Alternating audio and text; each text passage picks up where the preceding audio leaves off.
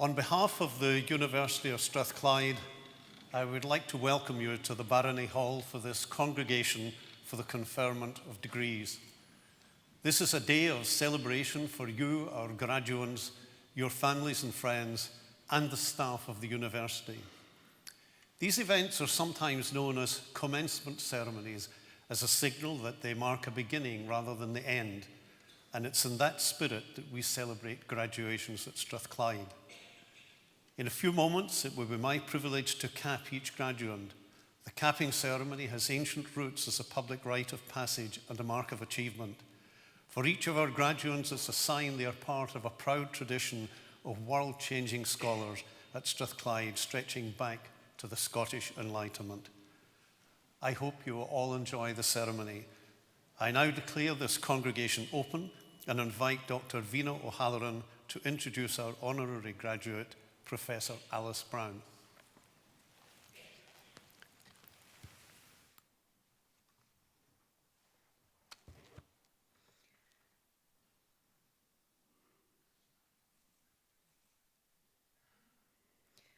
My Lord and Chancellor, with the authority of the Senate, I have the honour to present a candidate for an honorary degree, Professor Alice Brown. Alice Brown is recognised for her vision, her inspirational leadership, and her commitment to social justice, equality, and diversity, values that we share here at Strathclyde. As the first woman to hold a range of academic and public offices, she is an inspiration to all who know her, as I'm sure she will be to everybody here today. Alice was born in Edinburgh in 1946. Her parents had small dairies and she helped to deliver the milk regularly. It was a 7-days-a-week business, and after a time her father diversified by starting a driving school. So this entrepreneurial spirit is very familiar to us here as well, but it means that Alice was no stranger to hard work. She left school at the age of 15 with 8 O grades and began work as a shorthand typist in an insurance company and then as a secretary for a leading firm of chartered surveyors. Alice's concern for fairness and equity was already evident. While still in her teens, she was not intimidated by her bosses and negotiated a salary increase. After a while, the firm was taken over and she was moved to the typing pool, a role that she freely admits she didn't really enjoy. The new company had a very rigid approach to gender, with women always in supporting roles. This was the 1960s, and as we'll see, Alice was to become a champion for gender equality in future years. In 1965, at the age of 19, Alice married Alan Brown, and they have 2 daughters, Julie and Jill. We are delighted that Alan is with us here today and congratulate them both on celebrating their 53rd wedding anniversary this week. For the next decade, Alice focused on raising her family, but in her mid-30s, she decided it was time to finish her school education. She went to night school at Stevenson College in Edinburgh and did so well in her hires that she applied to study at the University of Edinburgh. In 1979, at the age of 34, Alice did a very unusual thing at the time. She started university as a full-time, mature undergraduate student. She admits that she felt very old and often out of her depth. After her first day, she went home and told Alan that she wasn't going back, because she was almost old enough to be the mother of her fellow students.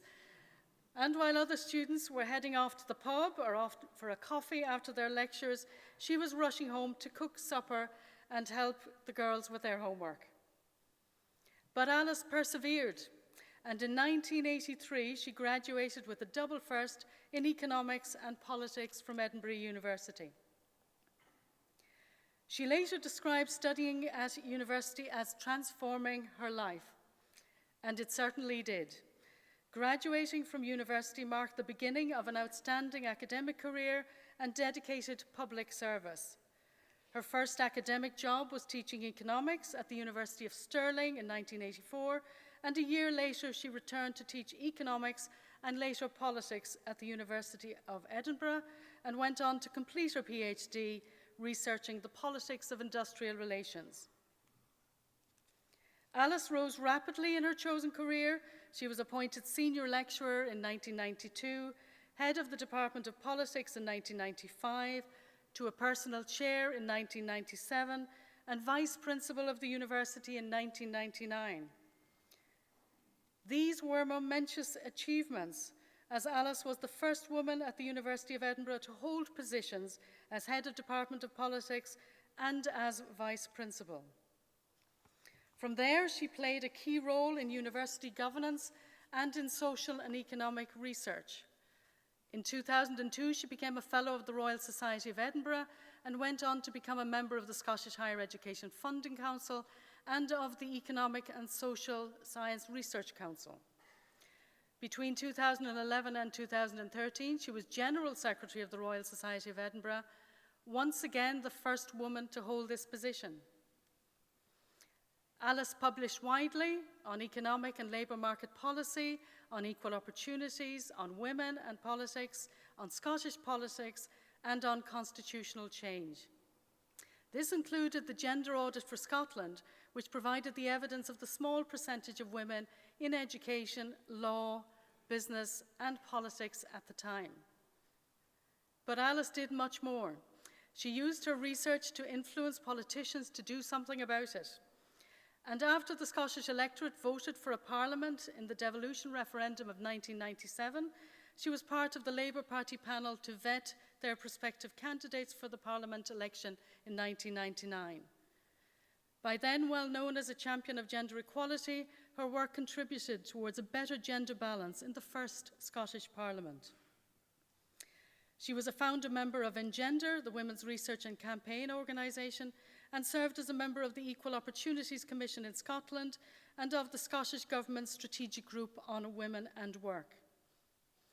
Alice champions the Women 50-50 campaign, and this is the campaign for at least 50% representation of women in our Parliament, in our councils, and on our public boards.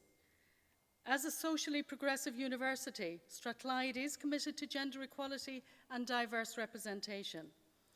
Our university was founded in 1796, a time when there were no opportunities for the higher education of women. It is reputed that in the first few years of Anderson's College, between 1797 and 1800, half of the 972 students were women. And today, our governing body, the University Court, is chaired by Dame Sue Bruce, who's here with us on the platform, and 68% of the members are women. We are absolutely delighted to be leading the Scottish higher education sector on this. Alice was also a member of the Nolan Committee, the Committee on Standards in Public Life, first appointed in 1999 and reappointed in 2001. In 2002, Alice was appointed as the first Scottish Public Services Ombudsman, the SPSO. This is a Crown appointment and which she held until retirement from full-time employment in 2009. As you know, the SPSO is the final stage for complaints about councils, NHS, housing associations, colleges and universities, prisons and the Scottish Government. Alice was innovative in that she recognised that when people complain about public services, they're not always looking for compensation, but rather improvements in services for future users. In recognition of her contribution to public service, Alice was awarded a CBE in the 2010 New Year's Honours List. Since her retirement from full-time employment in 2009, Alice has continued to make an outstanding contribution to public life. She was a member of the Administrative Justice and Tribunals Council and chaired the Community Planning Task Force and the Commission for Racial Equality in Scotland. She also chaired the Scottish Funding Council between 2013 and last year. And this is the body that invests 1.8 billion of public money annually in our universities and colleges to provide life-changing opportunities for 500,000 people. And yet again, Alice was the first woman to hold this position.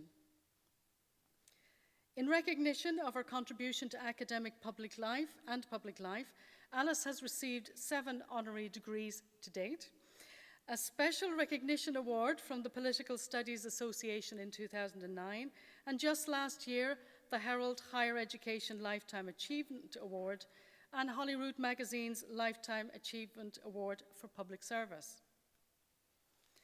I first met Alice when she was a vice principal at Edinburgh University, and at that time she was the trailblazer who inspired other women to pursue careers in higher education.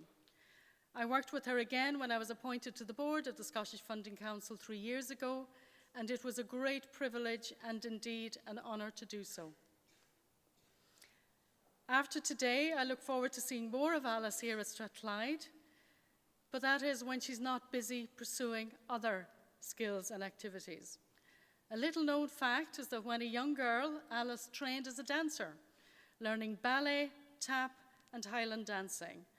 Now that she has a little spare time, she has returned to her love of dancing and is once again attending ballet classes. My Lord and Chancellor, in recognition of her outstanding contribution to academia, to gender equality and public service, it is with great pleasure that I invite you to confer upon the inspirational Alice Brown the degree of Doctor of the University honoris causa. Welcome to the university.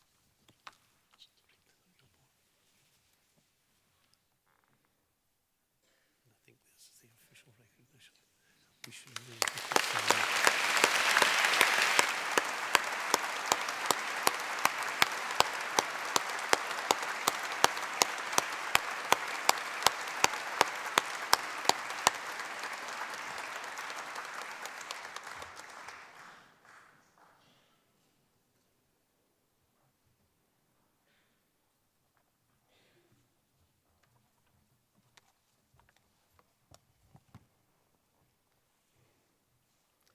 My Lord and Chancellor, ladies and gentlemen, and graduates, I'm extremely honoured to be awarded the degree of Doctor of the University honoris causa from the University of Strathclyde.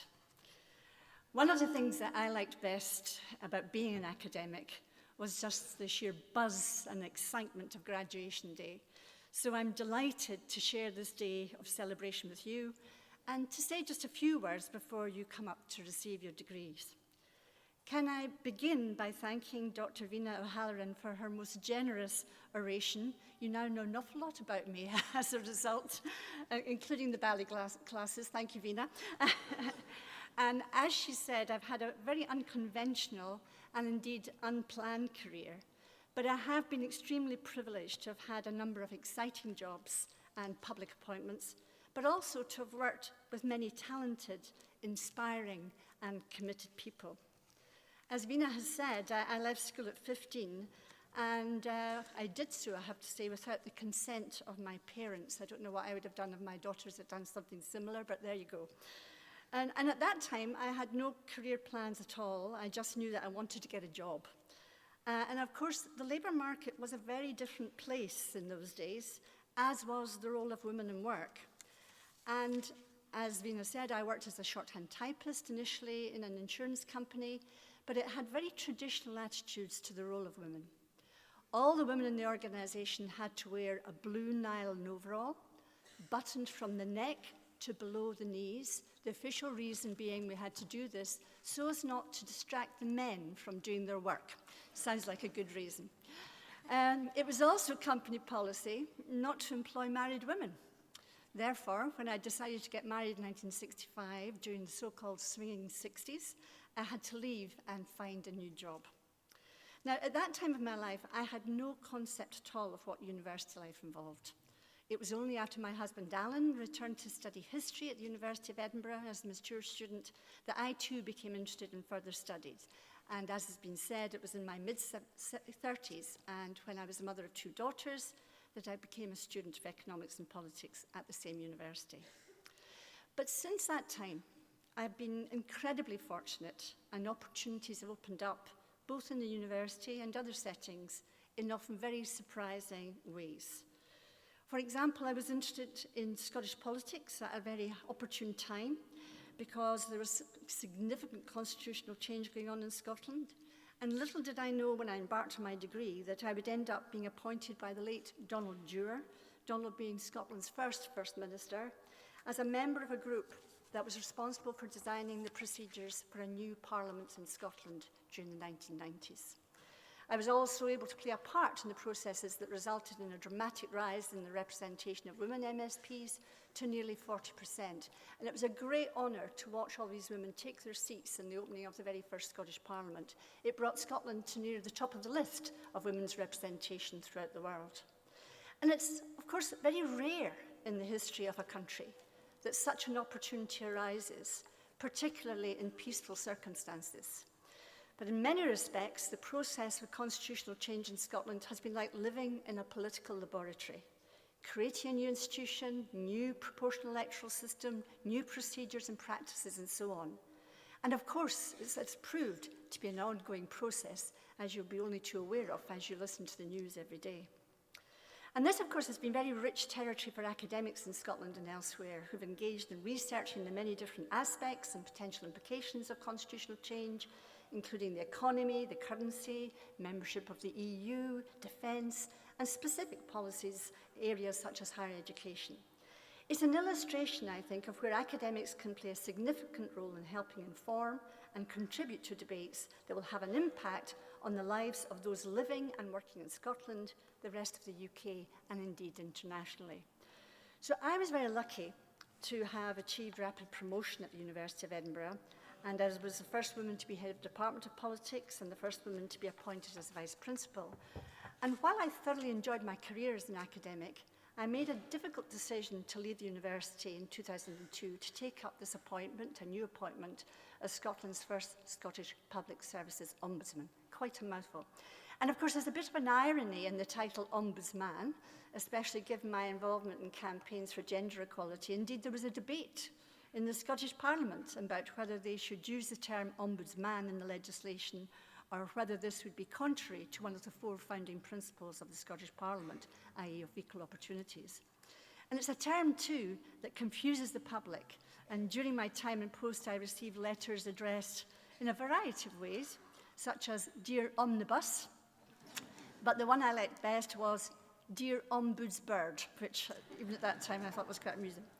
But I learned a huge amount in carrying out that role because it involves taking complaints from members of the public about a wide range of public services and helping to right injustices when they have occurred. It gave me a really unique insight into all areas of public life, the problems that people often face in engaging with public bodies like the NHS, local authorities, housing associations, and the powerlessness they feel when things go wrong, and crucially, what needs to be done to improve the delivery of public services. But it also highlighted an important lesson in life, and that's about treating others in the way that you would like to be treated yourself. Too often, complaints arose because of a lack of fundamental respect and the unwillingness to listen to someone else's point of view and to communicate with them effectively. I retired from this role in full-time employment over 9 years ago and intended to have a quiet life. But the attraction and involvement in academic life has continued through my appointment as the General Secretary of the Royal Society of Edinburgh, but also in my appointment as Chair of the Scottish Funding Council. And as has been said, I recently completed my term of office as Chair last October, and I really do this time intend to retire. Famous last words. But it'll be very evident from what I've said that I have been very lucky in my career. In looking back, I know that I couldn't have achieved all of these things without the love and support of my husband, Alan, and my 2 daughters, Julie and Jill, as well as other family members and friends, and of course, numerous colleagues with whom I have worked over the years, including Vina. As graduates of this university, I'm sure you've also benefited from the support of the people with you today and others, not least the staff here, who have taught and mentored you over your years of study. You and they can be rightly proud of your success as you come forward to receive your degrees today. You've had the opportunity to study in a first-class international university, inspired by this founding mission as a place of useful learning that makes a positive difference to the lives of its students, to society, and to the world. Strathclyde is a university which actively promotes innovation and ambition and confidence. This will have equipped you well to explore many different areas of work and career opportunities. You will bring with you the rigor, skepticism, observational skills, and analytical abilities that you've developed during your studies. As students, you'll also have met others from different backgrounds and countries, I think around 100 countries represented in total in university, and you'll have been exposed to new ideas and ways of thinking. These experiences will be vital in pursuing your chosen careers. Reflecting on my career, and I should say, Vina, the milk delivery story is an interesting one, because I did run up and down tenement stairs with crates of milk, and I got the opportunity once when I met Sean Connery at some festival to exchange notes with him about delivering milk in Edinburgh, because he'd had a different experience, but of course his career has been somewhat different from mine, to put it mildly.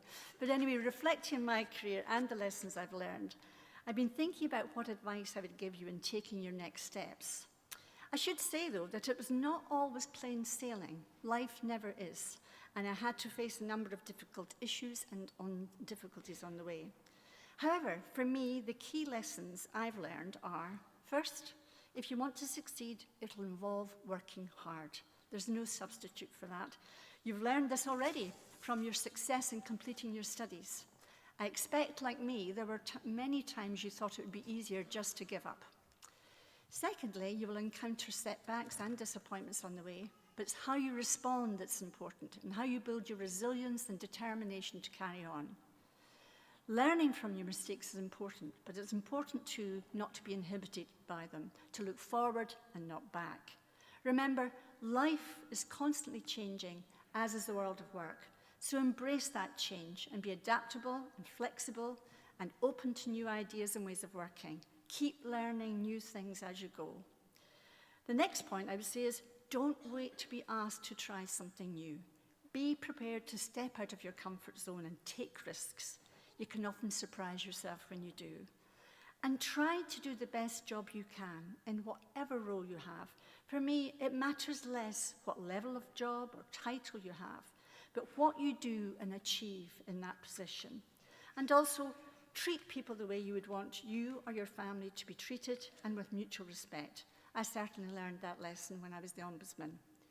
And thank those who've helped and supported you, and encourage and support others when you're in a position to do so. And if you do get to the top of the ladder, don't kick it away.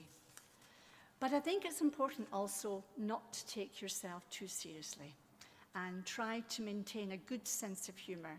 And I've found that I certainly needed that over the years.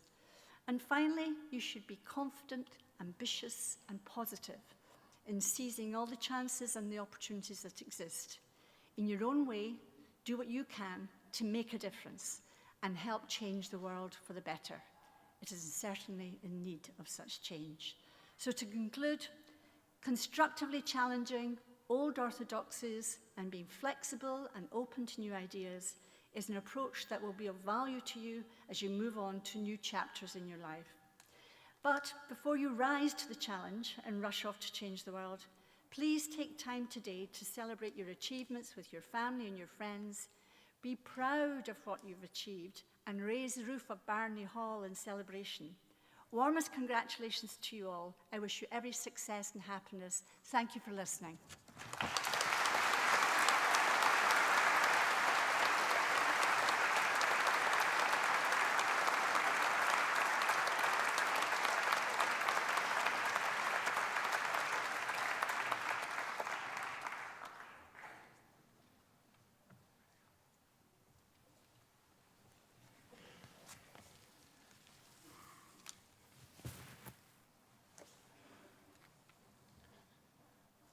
My Lord and Chancellor, in the name of the University and by the authority of Senate, I present to you these students.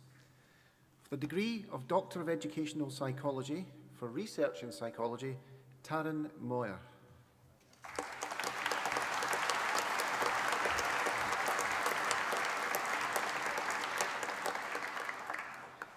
For the degree of Doctor of Philosophy, for Research in Politics, Wael Abdullah Bayoud.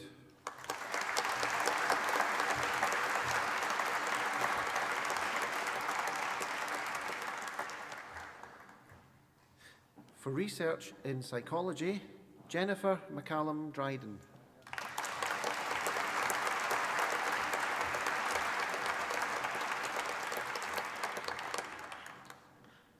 Amanda Galuli.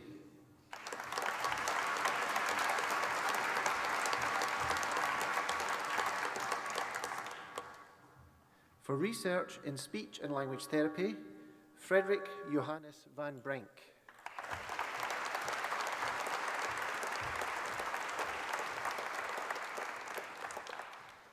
For the degree of Master of Science in Public Policy, Andrea Balloch.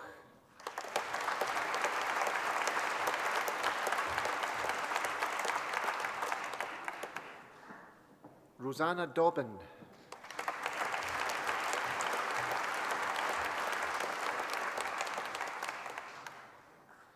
Patrick Richard Otto.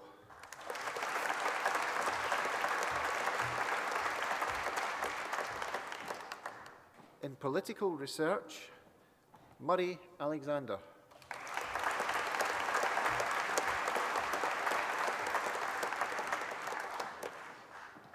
Jennifer Arnow.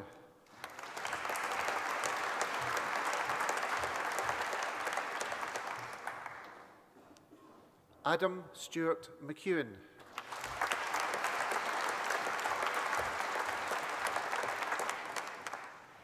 Louise Elizabeth McKelvey.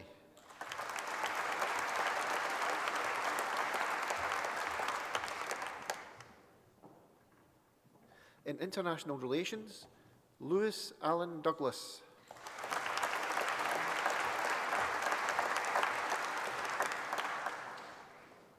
Gemma Law.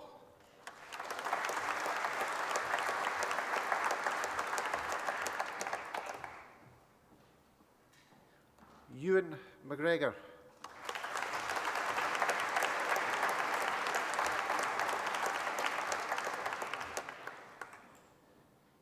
Kerat Menza Iqbal.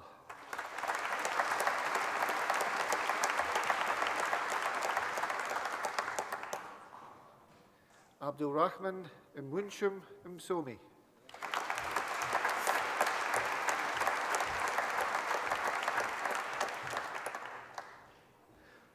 Martin Lewis Smith.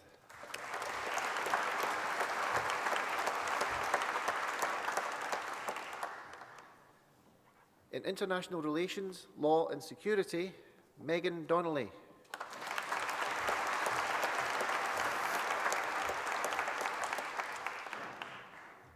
Taylor Gillian Mars.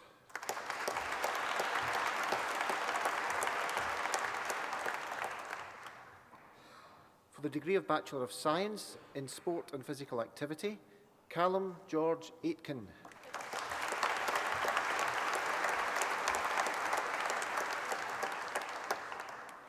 Jack Ferguson.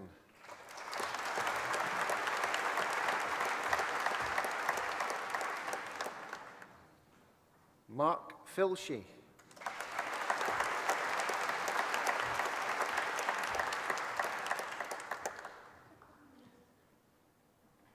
Joanne Laurie.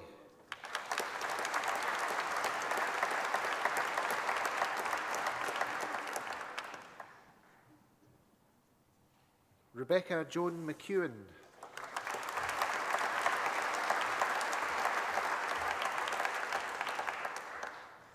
Mary Patience.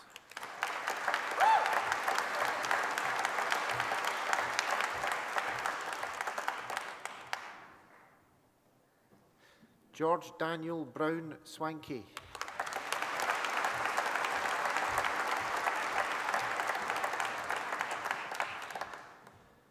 Erin Louise Campbell.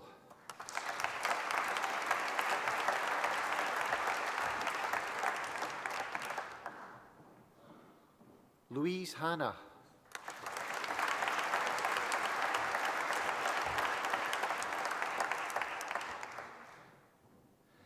Daniel John James Hillhouse.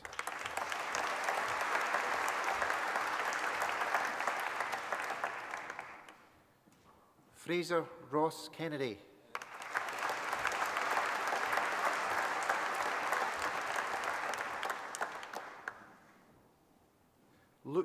MacArthur.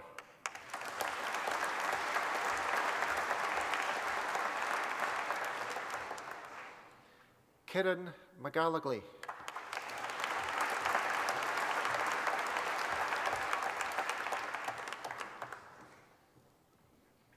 Angus Charles McIntosh.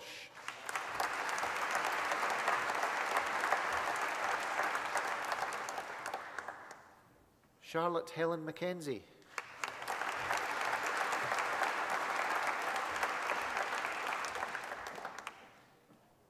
Darren Norman McWhirter.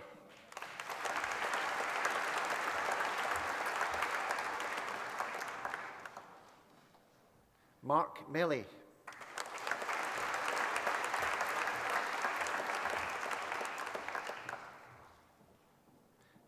Demi Violet Mitchell.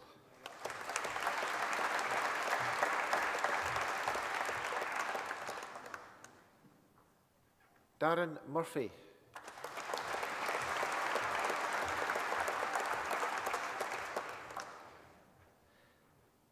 Daniel Nellis.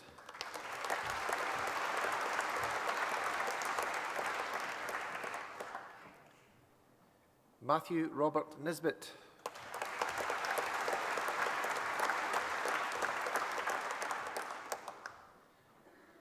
Kieran O'Reilly.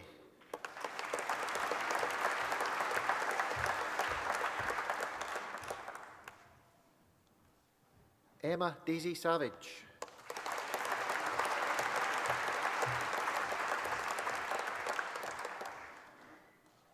Mark Leith.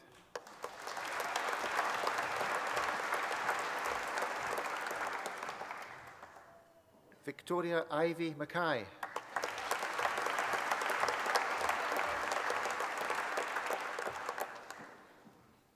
Mark Dominic Meehan.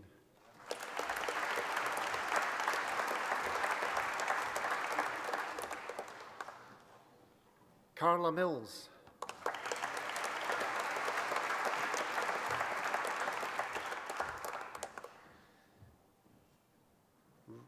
Russell Penman.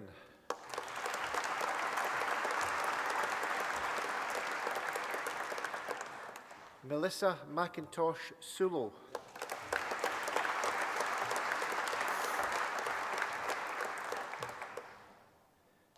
Ryan John Brown.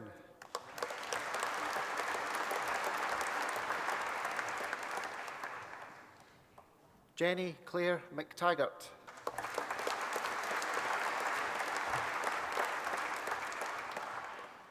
David Miller.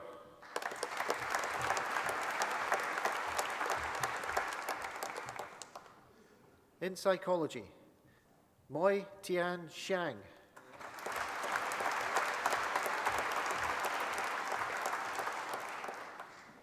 To Bun Heng.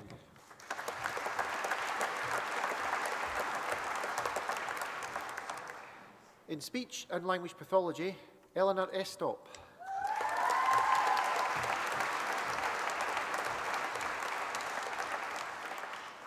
Claire Elizabeth Green.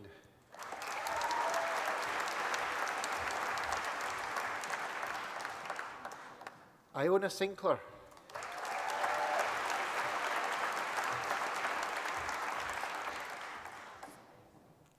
Julie Claire Burns.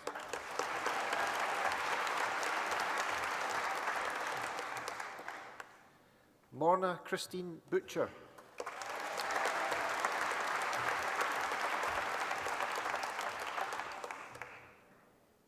Hayley Lindsay Crawford.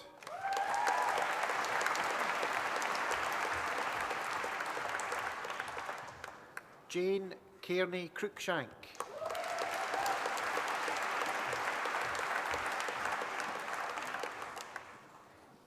Faith Leah Dawson Bowman.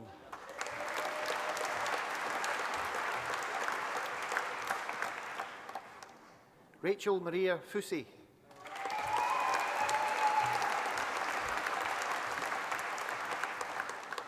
Rachel Oliphant.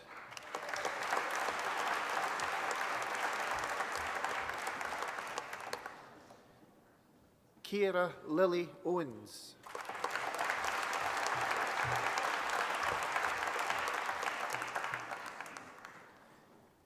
Rebecca Duddy.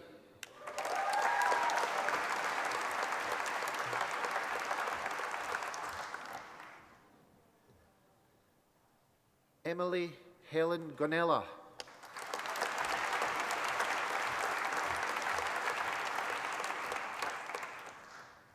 Mayham Ibrar.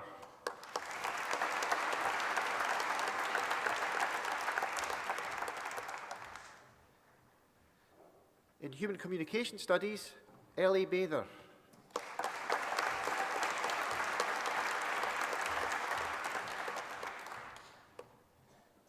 Kirsty Fiona Smart.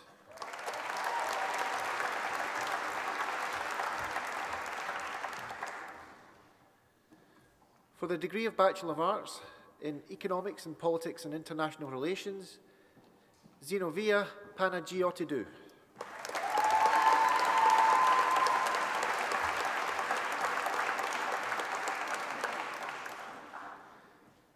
In Human Resource Management and Politics and International Relations, Judith Kardosh.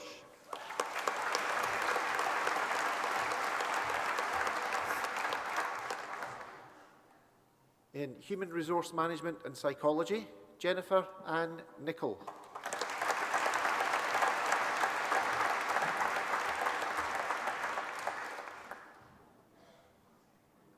Lisa McGregor.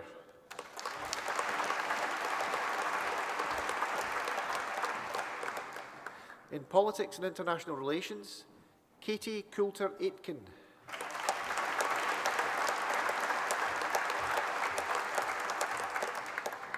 Anthony Paul Lee.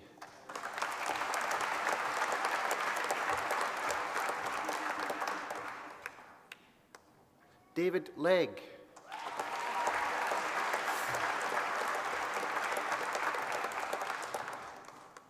Courtney Robertson.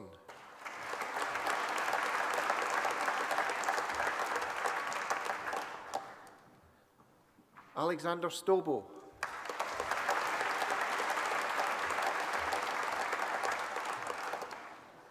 Ronan Donald Buchanan Wilson.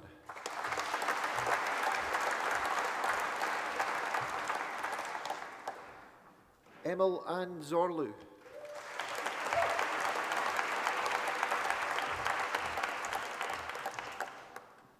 Stuart David Bagnall.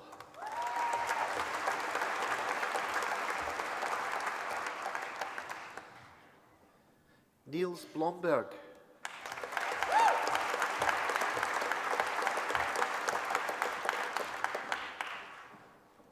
Jack Conlon.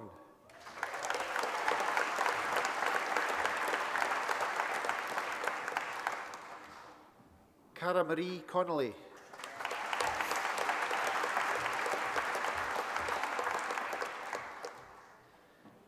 Erin Christine Doak.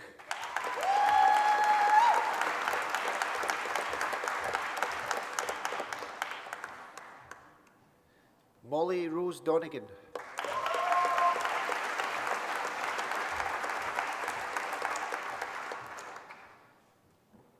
Lindsay Carney Ferguson.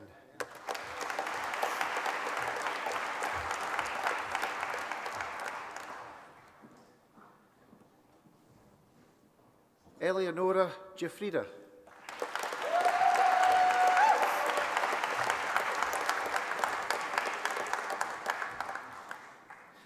Mary Henderson.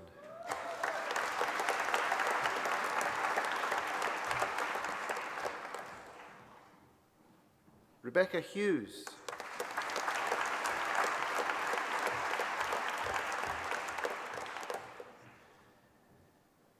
Cornelia Anna Kietlinska.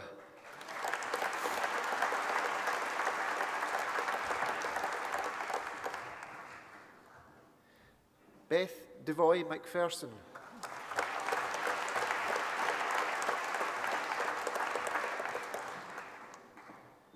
Lewis Robert Orr.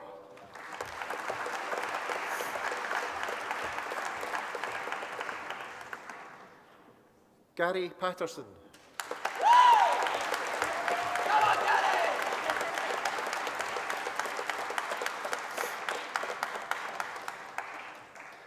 Olia Claudia Sajid.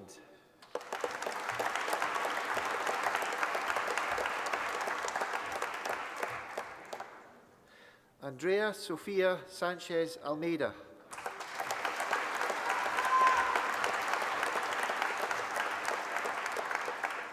Claudia Courtney Magdalene Scott.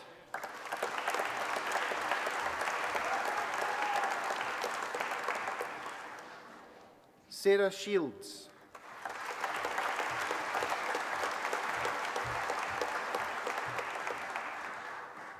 Charles Woodham.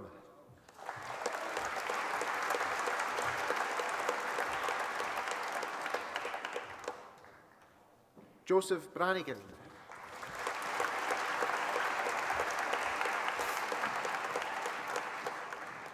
Craig James McCormick.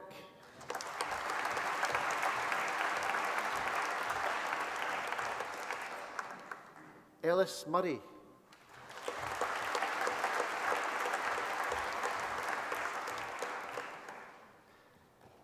Zahari Petrov.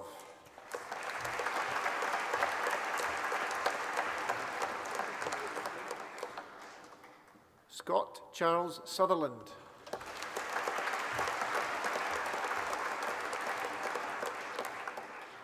In Politics and International Relations and English, Lauren Lappin.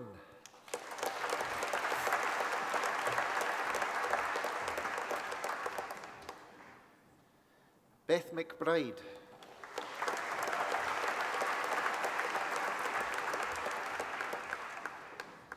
In Politics and International Relations and History, Louis Boyle.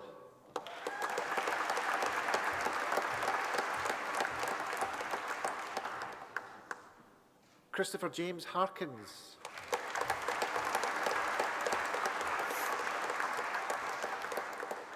Fraser McFarlane.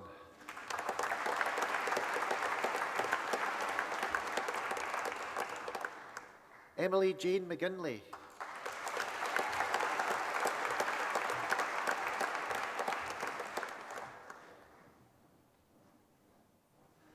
Gary George McLean.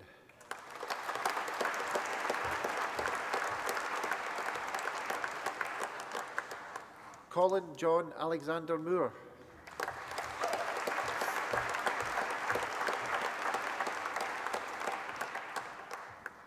Valentina Tokushiva.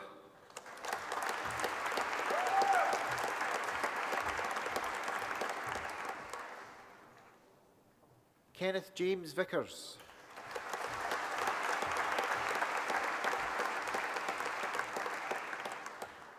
Jamie Wilson.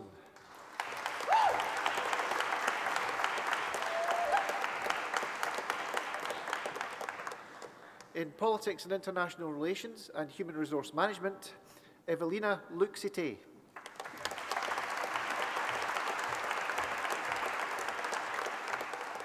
James Hugh Stout.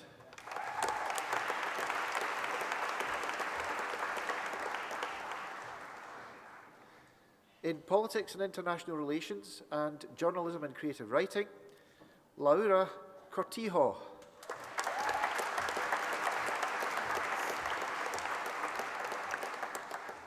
Pavel Latushek.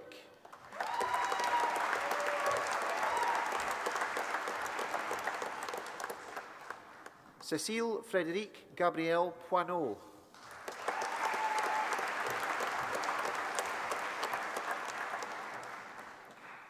In Politics and International Relations and Law, Megan Burnside.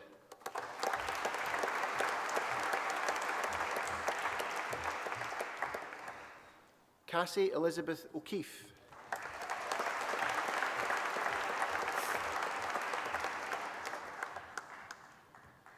In Psychology, Anishka Cameron.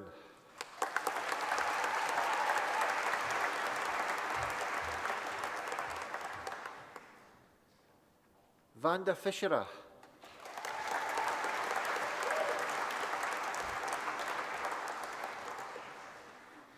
Katie Margaret Hendry.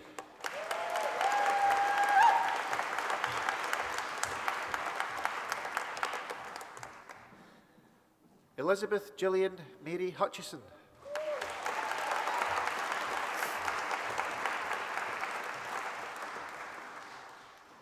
Rebecca Louise Johnson.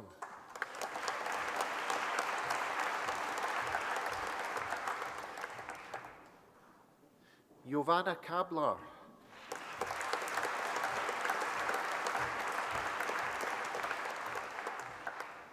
Hannah Allison Kennedy.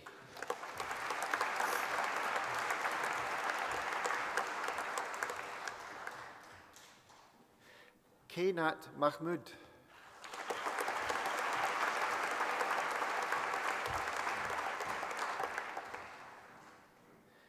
Georgia Mooney.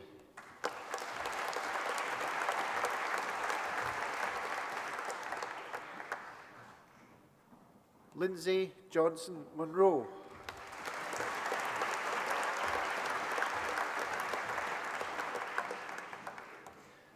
Martin Nemec.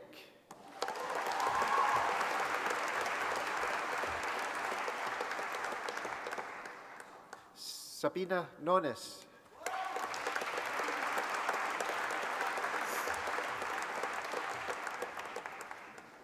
Catherine Smith.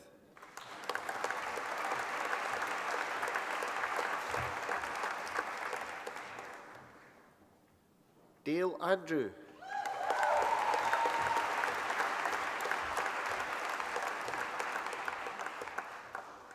Heather Sarah Jane Archbold.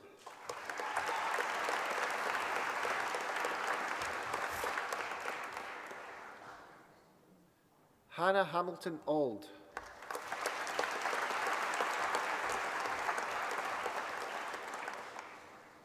Viviana Baltag.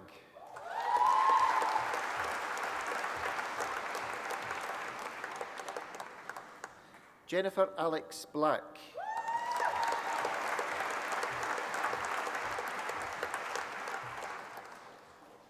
Charlotte Louise Boswell.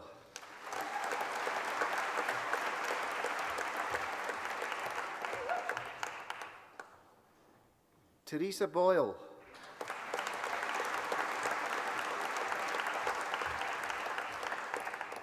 Holly Elizabeth Brown.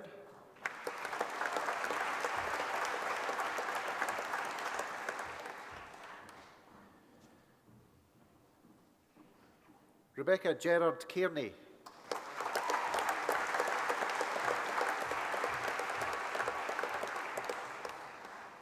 Sarah Ann Cairns.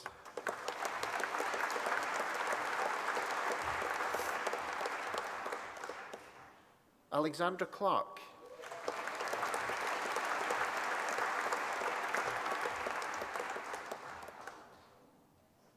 Emma Louise Cottrell.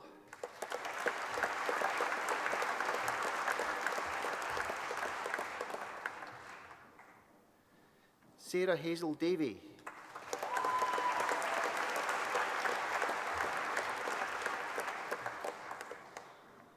Lauren Dominic.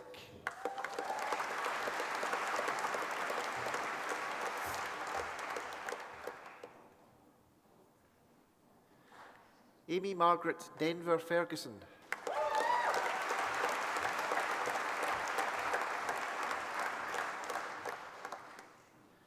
Florence Fitzsimmons.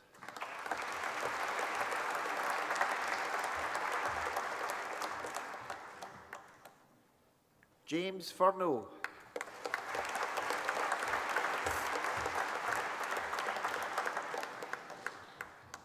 Gemma Patricia Gallagher.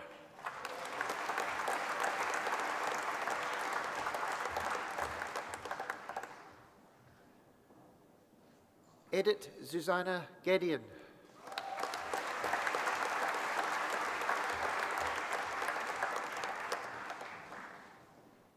Freya Jane Gentleman.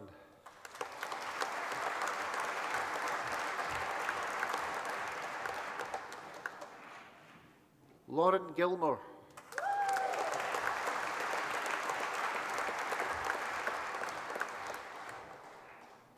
Claire Gordon.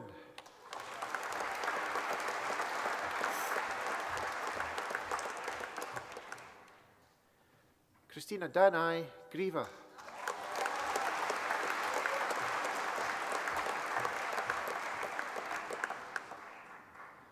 Kerry Louise Hare.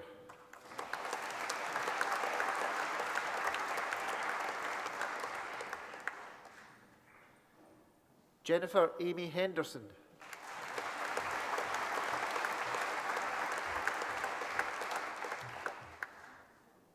Nicole Higgins.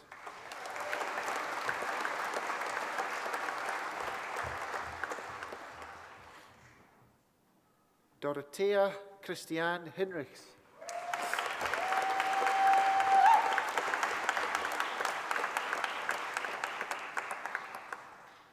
Franz Wilhelm Olavi Hornman.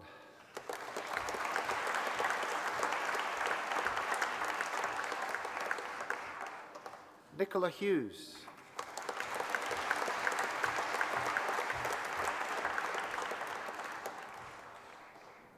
Hannah Kane.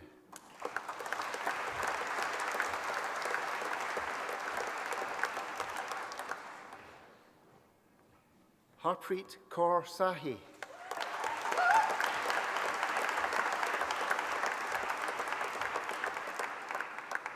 Alexa Agnes Kerr.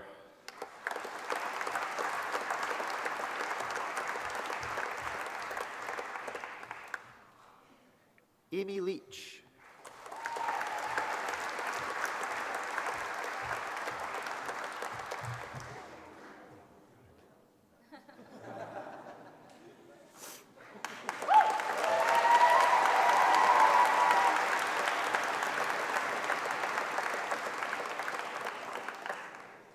Antonia Louise Lloyd.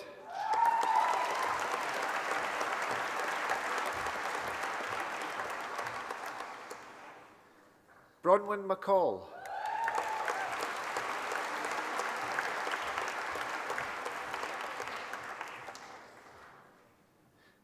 Emma Trotter McCluskey.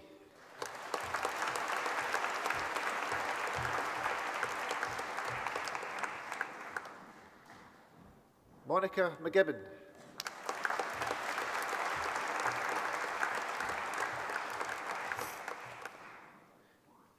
Danielle Jean McKinnon.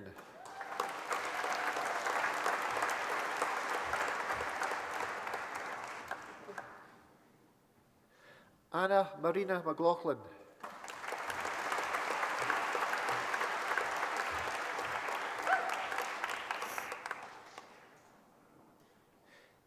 Katie McLaughlin.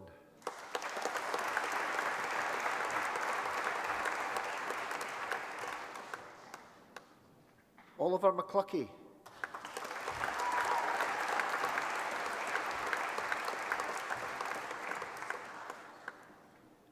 Calhoun Lorcan McMorrow.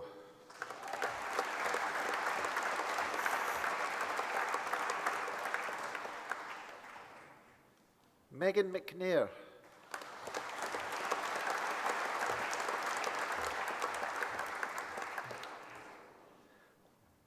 Anna McRae.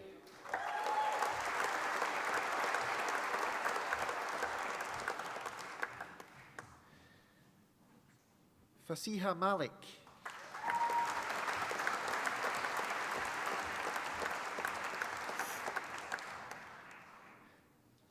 Devon Marnoch.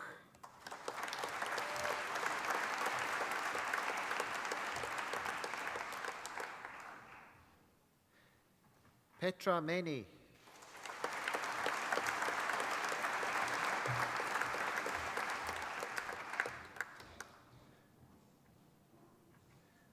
Monica Mikaskaite.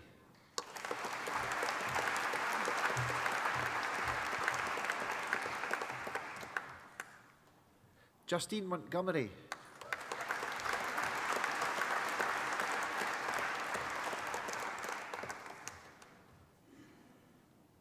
Patricia Mooney.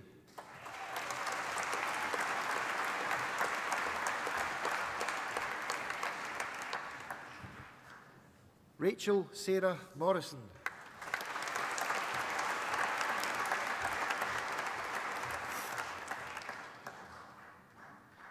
Nimra Safia Mughal.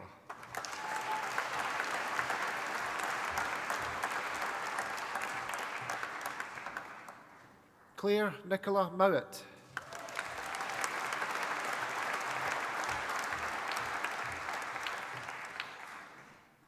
Andrew Paul Mungle.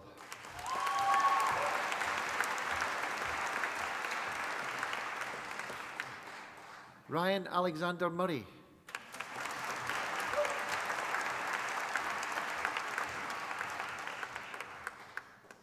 Emma Florence Neely.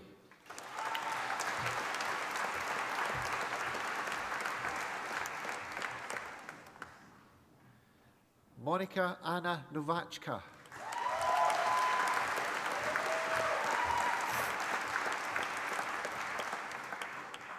Nicola Jane Parker.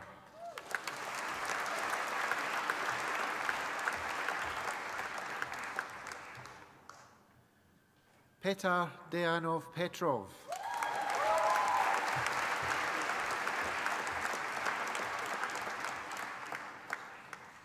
Kate Preston.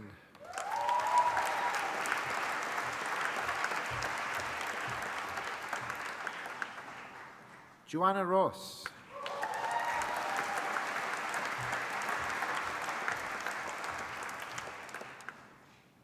Marilisa Fosca Sconamilio.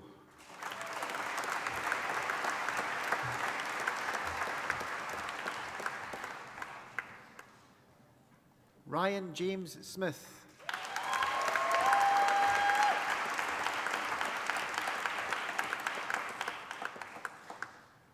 Karen Steele.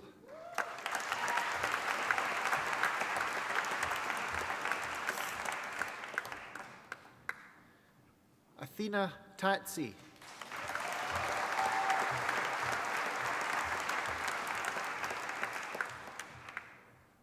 Scott James Thompson.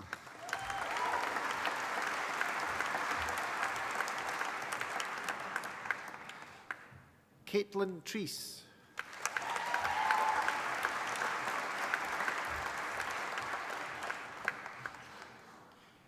Lauren Wallace.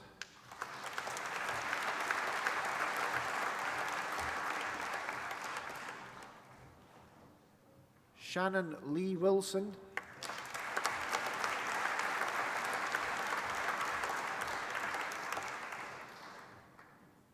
Danielle Young.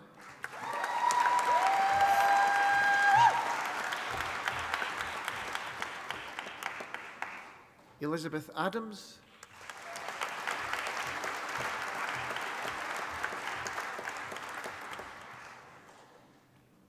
Claire Elise Bowen.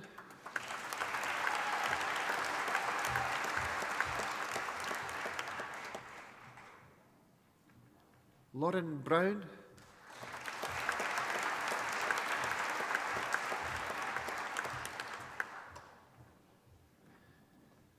Kirsty Caffrey.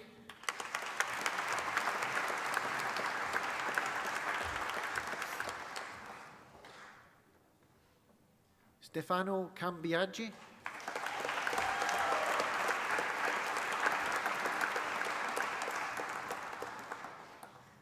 Lindsay Ann Dobbs.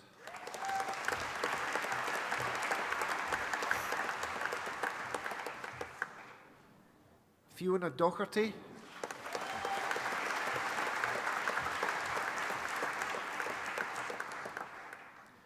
Fraser Andrew Ewart.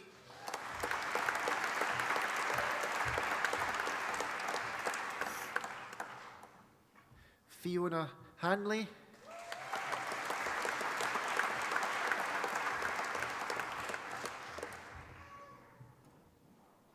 Janine Lindsay.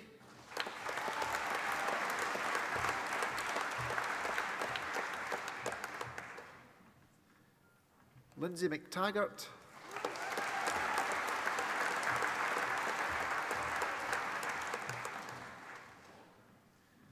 Naomi Medland.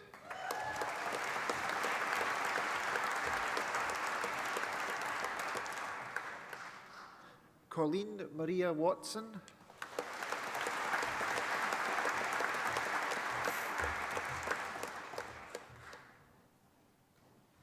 In Psychology and Economics, Phoebe Edgar.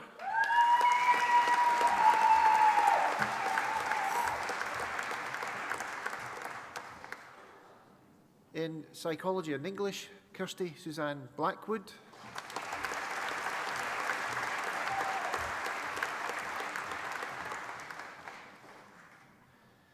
In Psychology with French, Nora Ivanova Nacheva.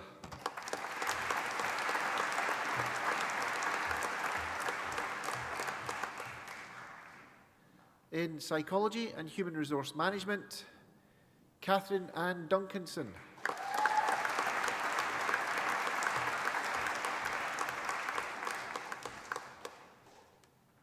Anna Ellen McNerney.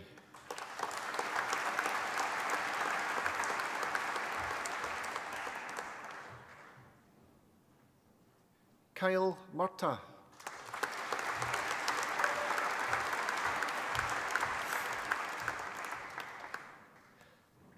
In Psychology and Law, Katie Rogers.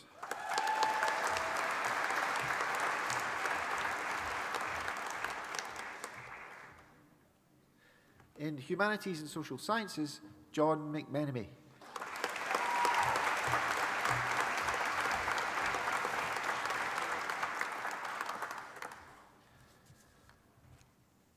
For the degree of BA in Psychology, Gavin Fernside.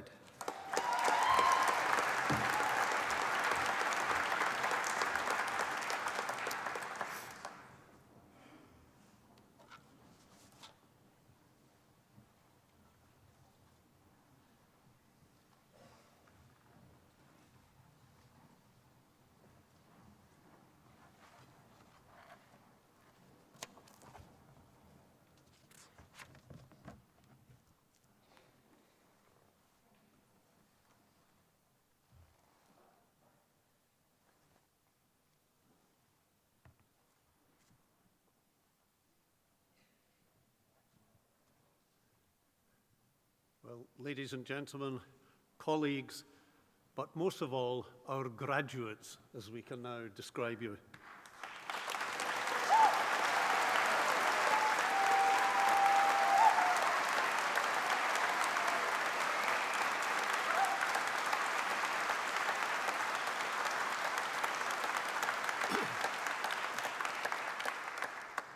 It's a real pleasure to welcome all of you here to the Barony Hall, one of the jewels in Strathclyde's crown.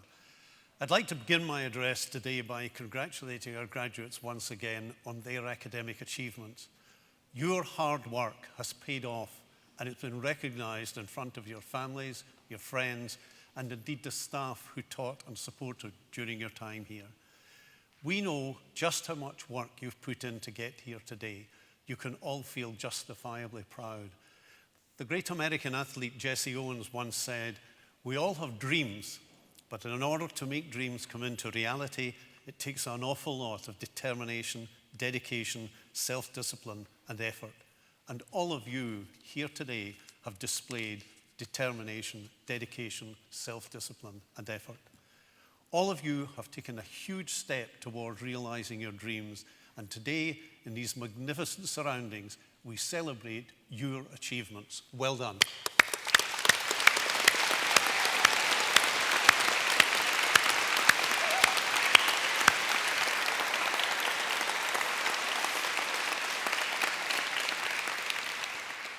In just a few minutes' time, you'll be asked to join the academic procession as it makes its way down the aisle. This invitation symbolises the fact you are no longer students, but you are full members of the academic community of Strathclyde. And this is an important moment for you all. The class of 2018 is graduating at a time of considerable global change, here in Scotland, in the UK, and internationally. There's no question challenges lie ahead for all of us. But as a member of the Strathclyde family, you belong to a large and ever-growing worldwide community with a shared ethos of tolerance and understanding and a desire to make a positive difference. Whatever dreams you're pursuing in life, remember you possess the most valuable assets anyone can have in today's world: knowledge, the ability to innovate, and the capacity to use your talents for the good of society.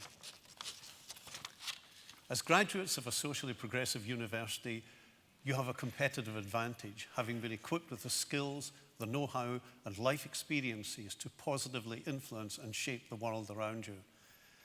Do you know, in Scotland, we're fortunate in having a higher education system which is the envy of the world. Our country rightly invests in education for all. Education broadens the mind and it creates opportunities for individuals and for societies. And as Strathclyders, we carry a sense of duty to use what we've learned wisely and for the good of others. The desire to make a positive impact on the world comes naturally to graduates of this university. We only have to look to the achievements of those who've gone before for inspiration.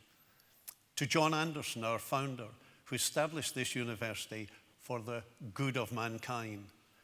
To George Birkbeck, who introduced free classes on mechanics for Glasgow's tradesmen. To the world's first oilman, James Paraffin Young. To the missionary and explorer, David Livingstone. To John Logie Baird and Lord Reith, whose work in television brought us visual marvels that they could hardly have dreamed of.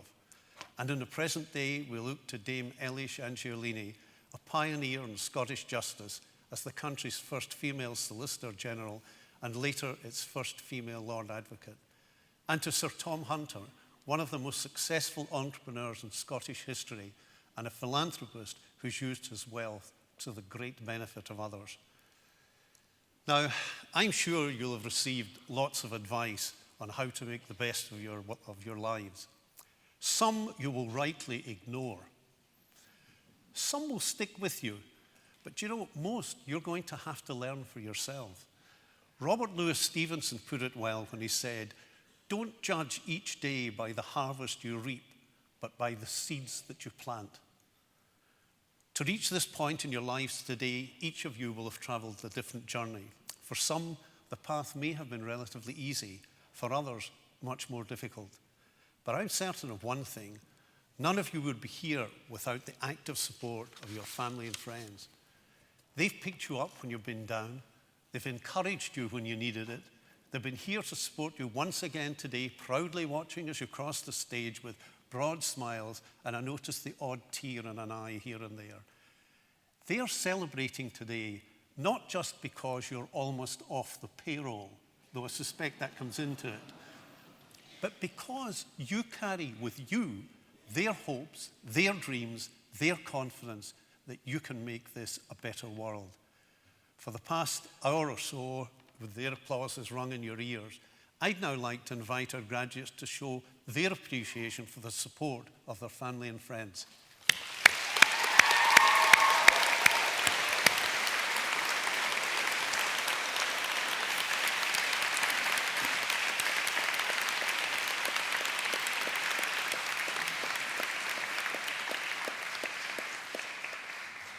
Now, we will actively keep in touch with you through our alumni and communication teams, and I would ask you too to please keep in touch with us. We'd love to hear all about your achievements as you progress through your lives and careers, and we look forward to hearing from you again. The advice and guidance given by our alumni helped to provide the first-class education and student experience you all had at Strathclyde. I now ask that you think of those who are going to follow in your footsteps. Now, I touched earlier on some of the key figures that helped create the University of Strathclyde. You can tell a lot about the values of an organisation by looking at its roots. Strathclyde traces its lineage back to 1796 when Anderson brought it into being. It was the only Scottish university founded in the Enlightenment and embodying Enlightenment principles of reason, tolerance, and equality. Anderson believed in useful learning, and his commitment to taking knowledge and using it for the greater good is the motivating force which gives Strathclyde its momentum today. It can be seen in our business school, which was named Business School of the Year in the prestigious UK-wide Times Higher Education Awards in 2016. It could be seen in our Advanced Forming Research Centre, which sets new standards in design and manufacturing, and which has more than doubled in size to meet industry demand. It could be seen in our £89 million Technology and Innovation Centre, which is transforming the way academics collaborate with business, industry and the public sector to bring global competitive advantage to Scotland. TIC, as it's fondly known, is a tangible sign of the university's commitment to world-class research and ensuring outcomes that have maximum benefit to society and the economy. And these represent just a small sample of the many innovative projects and initiatives led by our world-class academic and professional services colleagues who are taking new knowledge and using it to solve problems in industry, in the classroom, and in boardrooms. I'm especially pleased we're developing our campus to enable us to do even more. Our business school's flagship building has been transformed with a £23.2 million investment. Work's underway on a £60 million teaching and learning hub, and our new £31 million Strathclyde Sport building will open for the new semester. All in all, we're investing £650 million in our estate over a decade. And so too has it been a year to celebrate for the faculty. The MCR Pathways programme, in which Strathclyde is a partner, received the People Make Glasgow Award in the Inspiring City Awards. The venture provides mentors to pupils who have experience of the care system. And Dr. Elspeth Jadelska and Caroline Verdier, both in Humanities, received Scottish Government Art and Humanities Award through the Royal Society of Edinburgh. Dr. Lucas Riekert in History attended the Scottish Crucible, a programme which brings together 30 of the most highly promising science, social science, humanities and art researchers in Scotland. And Strathclyde's Confucius Institute for Scotland Schools is to move to new headquarters in a Strathclyde-owned, Grady-listed Ramshorn Theatre, which is being given a refurbishment worth £2 million, including a substantial investment by Hanban to develop it as a publicly accessible hub for learning and cultural exchange. The new premises will have the capacity to host performances, conferences, and exhibitions. That's why our graduates are so highly prized by companies looking to recruit the best talent to drive their businesses forward. That's why world-class companies like Rolls-Royce, GSK, and Boeing are investing in Strathclyde. That's why we are leading research in energy, health, manufacturing, and technology. Our success is in no small part due to the collective talent, effort, and commitment of our staff, the 3,200 colleagues who are pulling together to deliver one vision, a leading international technological university. Like me, they are very proud of your achievements. I know the class of 2018 will demonstrate the power of useful learning. I know you will make your dreams a reality, and I know you'll make a difference to the world in which we all live. Thank you.